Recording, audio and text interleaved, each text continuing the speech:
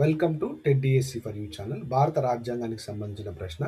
భారత రాజ్యాంగ పరిషత్ మొదటి సమావేశం ఎప్పుడు జరిగింది?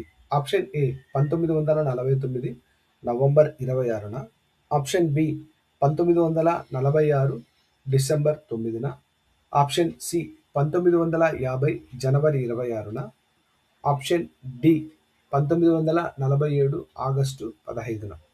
ప్రశ్న: భారత రాజ్యాంగ పరిషత్ కాన్స్టిట్యూంట్ అసెంబ్లీ మొదటి సమావేశం ఎప్పుడు జరిగింది? ఫ్రెండ్స్, మన ఛానల్ను లైక్ చేయండి, సబ్స్క్రైబ్ చేయండి, షేర్ చేయండి.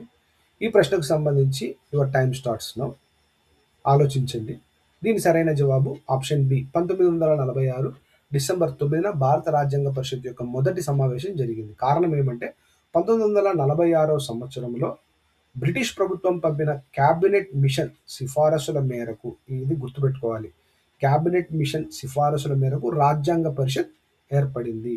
భారతదేశానికి స్వాతంత్రం ఇచ్చే ప్రక్రియలో భాగంగా భారతీయులే తమకు కావలసిన రాజ్యాంగాన్ని రాసుకోవాలని క్యాబినెట్ మిషన్ సూచించింది. ఈ సూచనల ప్రకారమే రాజ్యాంగ పరిషత్ యొక్క సభ్యుల ఎన్నికలు జరిగాయి. 1946 డిసెంబర్ 9న భారత రాజ్యాంగ పరిషత్ మొదటి సమావేశం జరిగింది. ఇక 1949 సంవత్సరం నవంబర్ 26న భారత రాజ్యాంగ పరిషత్తు భారత రాజ్యాంగాన్ని అధికారికంగా ఆమోదించింది. తాత్కాలికంగా పార్లమెంటుకు సంబంధించిన కొన్ని నిబంధనలు మరియు పౌరసత్వ నిబంధనలు, ఎన్నికలకు సంబంధించిన నిబంధనలు ఈ రోజు నుండి అమలులోనికి వచ్చాయి. అంటే ఇక్కడ తాత్కాలికంగా భారత రాజ్యాంగం అధికారికంగా ఆమోదించబడింది అనమాట. మనం ప్రతి సంవత్సరం ఈ రోజున రాజ్యాంగ దినోత్సవం లేదా సంవిధాన్ దివాస్గా జరుపుకుంటాం.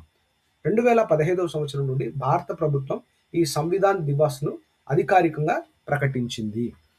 మరి 1950 జనవరి 26కు సంబంధించిన వివరాలను మనం చూస్తే, మరి 1950 జనవరి 26న భారత రాజ్యాంగం పూర్తిగా అమలులోనికి వచ్చింది.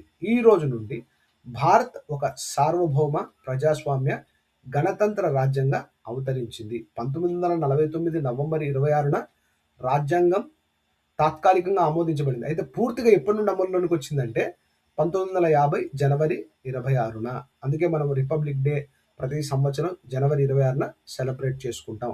ఈ రోజు నుండి అంటే 1950 జనవరి 26 నుండి మరి భారతదేశం ఒక సార్వభౌమ ప్రజాస్వామ్య గణతంత్ర రాజ్యంగా అవతరించింది.